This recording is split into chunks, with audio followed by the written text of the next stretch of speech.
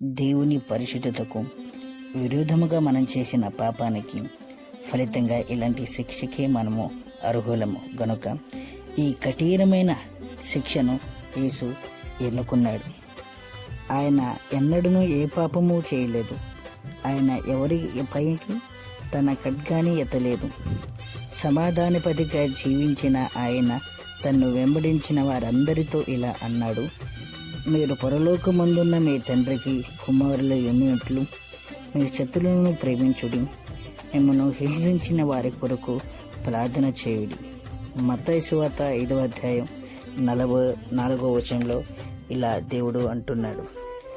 ఈరోజు క్రీస్తు మన కొరకు మరణించిన రోజు కనుక దేవుడు మన కొరకు చేసిన ఈ త్యాగాన్ని జీవితాంతం మనం ఆయనకి రుణపడి ఉండి ఆయనకు లోబడి ఉండాలి. ఆమేన్.